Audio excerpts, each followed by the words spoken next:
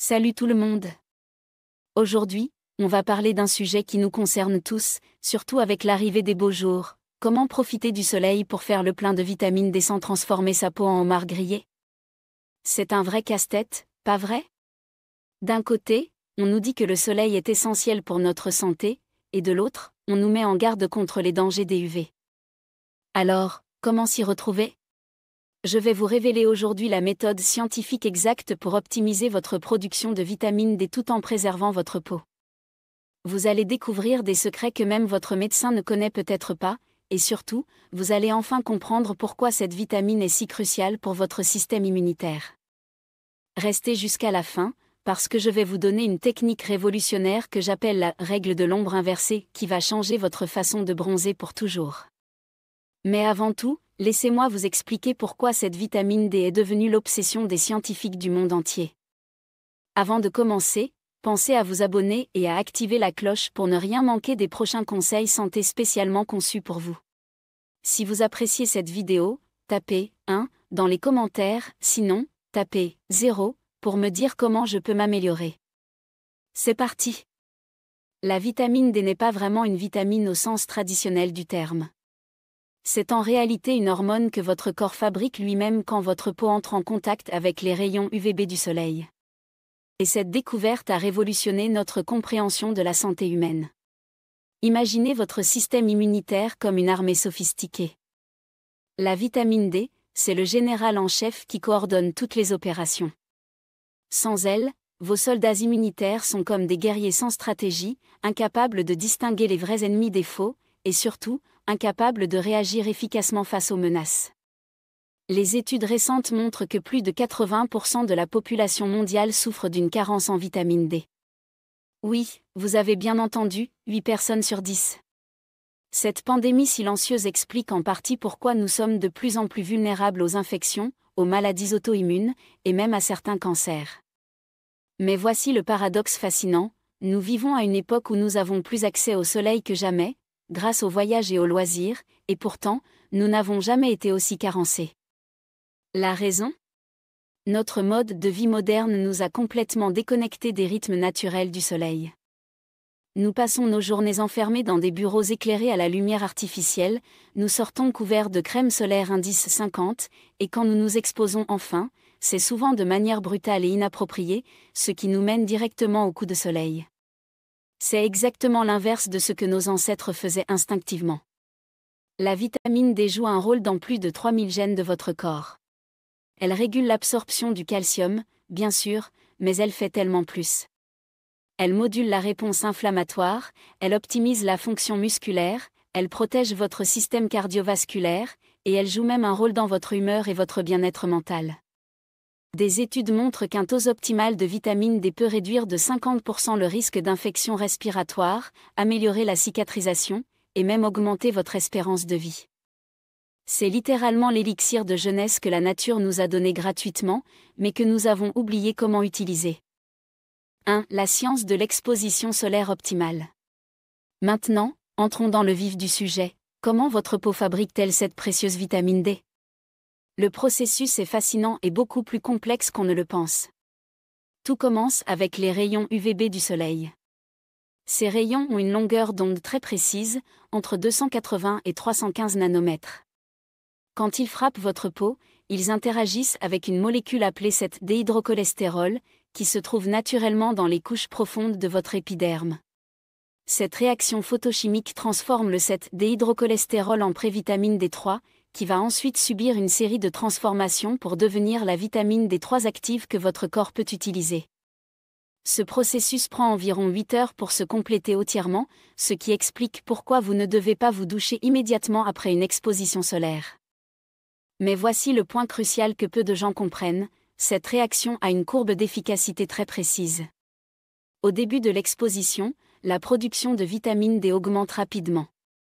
Mais après un certain seuil, qui varie selon votre type de peau, la production plafonne et commence même à diminuer, tandis que les dommages cutanés, eux, continuent d'augmenter exponentiellement. C'est ce qu'on appelle le point de saturation cutanée. Une fois ce point atteint, rester plus longtemps au soleil ne vous apportera pas plus de vitamine D, mais vous garantira un coup de soleil. C'est pourquoi la durée d'exposition est beaucoup plus importante que l'intensité. La position du soleil joue également un rôle déterminant. Les rayons UVB ne traversent l'atmosphère efficacement que lorsque le soleil est suffisamment haut dans le ciel. En règle générale, cela correspond aux heures où votre ombre est plus courte que votre taille. C'est ce qu'on appelle la fenêtre UVB optimale. En dehors de cette fenêtre, même si vous vous exposez pendant des heures, vous ne produirez pratiquement pas de vitamine D. C'est pourquoi bronzer tôt le matin ou tard le soir, bien que plus agréable pour la peau, est pratiquement inutile pour votre taux de vitamine D. La saison et la latitude influencent également cette fenêtre. En France, par exemple, entre novembre et février, l'angle du soleil est si faible que même en plein midi, la production de vitamine D est quasi nulle. C'est pendant cette période que les compléments deviennent indispensables. Un autre facteur souvent négligé est la surface corporelle exposée. Vos bras et votre visage ne représentent qu'environ 9% de la surface totale de votre corps. Pour maximiser la production de vitamine D, il faut exposer le dos et les jambes, qui représentent à eux seuls plus de 50% de votre surface corporelle. 2. La méthode scientifique pour calculer votre temps d'exposition idéal. Voici la partie que vous attendiez tous. Comment calculer précisément votre temps d'exposition optimal ? Cette méthode est basée sur des décennies de recherche dermatologique et elle va révolutionner votre rapport au soleil. Première étape, déterminer votre phototype. Il existe 6 phototypes différents, du type 1, peau très claire qui brûle toujours et ne bronze jamais, au type 6, peau très foncée qui ne brûle pratiquement jamais. La plupart des Européens se situent entre les types 2 et 4. Pour un phototype 2, peau claire avec quelques taches de rousseur, le temps minimal d'érythème, c'est-à-dire le temps nécessaire pour déclencher un léger rougissement, est d'environ 15 minutes sous un soleil de midi en été. Pour un phototype 4, peau mate qui bronze facilement, ce temps peut aller jusqu'à 40 minutes. La règle d'or est de ne jamais dépasser 25% de votre temps minimal d'érythème lors de vos premières expositions. Donc si votre peau commence à rougir après 20 minutes, votre première exposition ne devrait pas dépasser 5 minutes. Cette approche progressive permet à votre peau de développer ses défenses naturelles sans subir de dommages. Mais attention, ce calcul ne s'applique qu'à un soleil de midi en plein été, sous un ciel dégagé, à la latitude de la France. Il faut ensuite appliquer des facteurs correcteurs selon les conditions réelles. L'indice UV est votre meilleur allié pour ces calculs. Quand l'indice UV est de 10, très élevé, le temps d'exposition doit être divisé par 2. Quand il est de 5, modéré, vous pouvez doubler votre temps d'exposition. Il existe des applications qui vous donnent l'indice UV en temps réel selon votre localisation. La réflexion de l'environnement amplifie également les UV. Le sable réfléchit 15% des rayons, la neige jusqu'à 85% et l'eau environ 10%. Si vous êtes à la plage, réduisez votre temps d'exposition de 15%. Si vous êtes au ski, divisez-le par 2, voire par 3 en haute altitude. L'altitude joue également un rôle majeur. Tous les 1000 mètres d'altitude, l'intensité des UV augmente de 12%. À 2000 mètres d'altitude, vous recevez donc 25% d'UV en plus qu'au niveau de la mer. C'est pourquoi les coups de soleil en montagne sont si traîtres. Voici maintenant ma technique révolutionnaire, la règle de l'ombre inversée. Observez votre ombre pendant votre exposition. Tant que votre ombre est plus courte que votre taille, vous êtes dans la fenêtre optimale pour la vitamine D. Dès que votre ombre devient plus longue que vous, l'efficacité chute drastiquement. Mais voici l'astuce secrète, commencez votre exposition quand votre ombre fait exactement votre taille, et arrêtez-vous avant qu'elle ne redevienne égale à votre taille. Cette fenêtre correspond au moment où le rapport bénéfice-risque est optimal. 3. Les erreurs fatales qui sabotent votre production de vitamine D. Parlons maintenant des erreurs que 95% des gens commettent et qui ruinent complètement leur production de vitamine D. Ces erreurs sont si répandues qu'elles sont devenues la norme, mais elles expliquent pourquoi tant de personnes restent carencées malgré leurs efforts. Erreur numéro 1, se doucher immédiatement après l'exposition. Je l'ai mentionné brièvement, mais c'est crucial. La vitamine D produite dans votre peau a besoin de plusieurs heures pour être complètement absorbée par votre organisme. Se doucher avec du savon dans les 2 heures qui suivent l'exposition élimine littéralement la vitamine D avant qu'elle n'ait pu pénétrer dans votre circulation sanguine. Erreur numéro 2, utilisez de la crème solaire dès les premières minutes. Une crème solaire indice 15 bloque déjà 95% des rayons UVB. Une crème indice 30 en bloque 97% et une crème indice 50 en bloque 98%. Autant dire qu'avec de la crème solaire, votre production de vitamine D devient quasi nulle. La stratégie intelligente consiste à s'exposer sans protection pendant votre temps optimal calculé, puis à appliquer la crème solaire si vous souhaitez rester plus longtemps dehors. Erreur numéro 3, s'exposer à travers une vitre. Les rayons UVB ne traversent pas le verre. Vous pouvez rester des heures derrière une fenêtre, même en plein soleil, vous ne produirez aucune vitamine D. Seuls les rayons UVA traversent le verre, et ceux-ci peuvent même provoquer un vieillissement prématuré de la peau sans aucun bénéfice. Erreur numéro 4, croire qu'une peau déjà bronzée produit plus de vitamine D. C'est exactement l'inverse. Le bronzage est un mécanisme de défense de votre peau qui réduit sa capacité à produire de la vitamine D. Une peau très bronzée peut produire jusqu'à 75% de vitamine D en moins qu'une peau claire. C'est pourquoi les personnes à la peau foncée vivant dans des régions peu ensoleillées sont particulièrement à risque de carence. Erreur numéro 5, négliger la nutrition. La vitamine D est liposoluble, ce qui signifie qu'elle a besoin de graisse pour être correctement absorbée et utilisée par votre organisme. Prendre un bain de soleil à jeun ou en suivant un régime très pauvre en graisse réduit considérablement l'efficacité de votre production de vitamine D. Erreur numéro 6, ignorer les facteurs génétiques. Certaines personnes ont des variants génétiques qui affectent leur capacité à produire, transporter ou utiliser la vitamine D. Si malgré tous vos efforts, vos analyses sanguines montrent encore une carence, il se peut que vous ayez besoin de doses plus importantes ou d'un suivi médical spécialisé.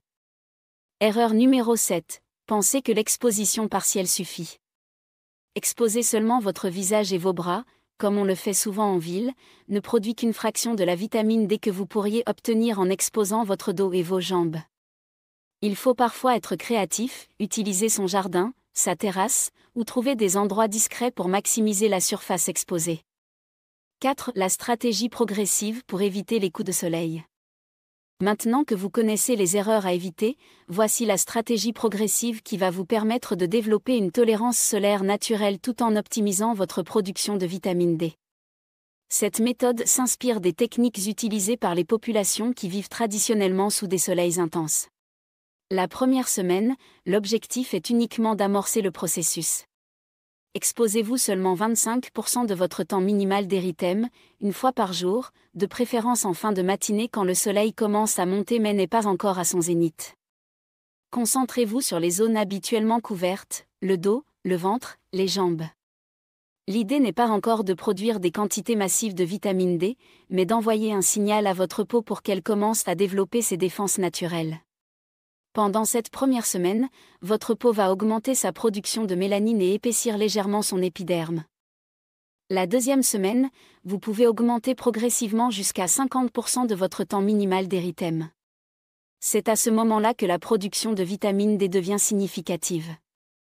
Vous devriez commencer à remarquer un très léger bronzage, signe que votre peau s'adapte correctement. Pendant la troisième semaine, vous pouvez atteindre 75% de votre temps minimal d'érythème initial. Mais attention, à ce stade, votre peau ayant développé un début de bronzage, votre nouveau temps minimal d'érythème a probablement augmenté. C'est le moment de réévaluer vos limites. À partir de la quatrième semaine, vous devriez avoir développé ce qu'on appelle une base de bronzage qui vous protège naturellement. Vous pouvez alors vous exposer jusqu'à votre nouveau temps minimal d'érythème, qui peut être 2 à 3 fois plus long qu'au début. Cette approche progressive présente plusieurs avantages énormes. D'abord, elle minimise complètement le risque de coup de soleil, qui est non seulement douloureux mais aussi délétère pour votre peau à long terme. Ensuite, elle maximise votre production de vitamine D en développant votre tolérance naturelle. Mais surtout, elle respecte les rythmes biologiques de votre peau. Contrairement aux expositions brutales qui stressent votre organisme, cette méthode progressive stimule les mécanismes naturels de protection et de réparation de votre peau. Un conseil d'expert, utilisez la technique de l'exposition rotationnelle. Au lieu d'exposer toujours les mêmes zones, alternez. Un jour le dos, le lendemain le ventre et les jambes, puis les bras et les épaules. Cette rotation permet à chaque zone de récupérer entre les expositions tout en maintenant une production de vitamine D constante. N'oubliez pas non plus l'hydratation. Une peau bien hydratée résiste mieux aux UV et récupère plus rapidement après l'exposition. Buvez beaucoup d'eau avant, pendant et après vos séances de soleil, et utilisez une crème hydratante naturelle le soir. Nous voici arrivés au terme de ce guide complet sur l'optimisation de votre vitamine D. Récapitulons votre plan d'action personnalisé pour transformer votre relation avec le soleil et booster vos défenses naturelles. Première action concrète, téléchargez une application qui vous donne l'indice UV en temps réel et la position du soleil. Mes préférés sont UV Index et Sun Surveyor, mais il en existe plusieurs gratuites et très efficaces. Ces outils vont devenir vos meilleurs alliés pour calculer vos temps d'exposition optimaux. Deuxième action, planifiez un bilan sanguin pour mesurer votre taux actuel de vitamine D. Demandez le dosage de la 25-hydroxyvitamine D, qui est la forme de référence. Un taux optimal se situe entre 75 et 125 mol selon les dernières recommandations scientifiques. Ce bilan vous servira de point de départ pour mesurer vos progrès. Troisième action, commencez dès cette semaine votre programme d'exposition progressive. Même si nous ne sommes pas en plein été, même de courtes expositions hivernales au visage et aux mains peuvent contribuer à maintenir votre taux de vitamine D. L'important est de créer l'habitude. Quatrième action, réorganisez votre routine quotidienne pour intégrer ces moments de soleil. Que ce soit une pause déjeuner sur une terrasse, un café matinal dans votre jardin, ou quelques minutes de jardinage torse nu, trouvez des créneaux réguliers qui s'intègrent naturellement dans votre vie. Cinquième action, préparez votre stratégie nutritionnelle. Intégrez plus d'aliments riches en vitamine K2, en magnésium et en graisses saines qui optimisent l'utilisation de la vitamine D. Pensez aux poissons gras, aux œufs de poules élevés au grand air, aux légumes verts et aux noix. Rappelez-vous que cette approche scientifique du soleil ne remplace pas les conseils médicaux personnalisés, surtout si vous avez des antécédents de cancer de la peau ou des problèmes dermatologiques particuliers. Dans ce cas, consultez un dermatologue qui pourra adapter ses recommandations à votre situation spécifique. L'objectif n'est pas de devenir un adorateur du soleil irresponsable, mais de retrouver cette connexion naturelle et bénéfique avec notre environnement que nos ancêtres maîtrisaient instinctivement. En appliquant ces principes scientifiques, vous allez non seulement optimiser votre taux de vitamine D, mais aussi améliorer votre humeur, votre énergie et votre résistance aux infections. La vitamine D est vraiment la vitamine du bonheur et de la vitalité. En maîtrisant l'art de l'exposition solaire intelligente, vous vous donnez les moyens de vivre plus longtemps et en meilleure santé. Alors sortez, exposez-vous intelligemment, et laissez le soleil recharger vos batteries naturelles. Si cette vidéo vous a plu et vous a aidé à y voir plus clair dans cette jungle d'informations contradictoires sur le soleil et la vitamine D, n'hésitez pas à la partager avec vos proches. Ensemble, nous pouvons combattre cette épidémie silencieuse de carence en vitamine D qui affecte notre société moderne. Prenez soin de vous, et rendez-vous dans la prochaine vidéo pour encore plus de conseils scientifiques pour optimiser votre santé naturellement.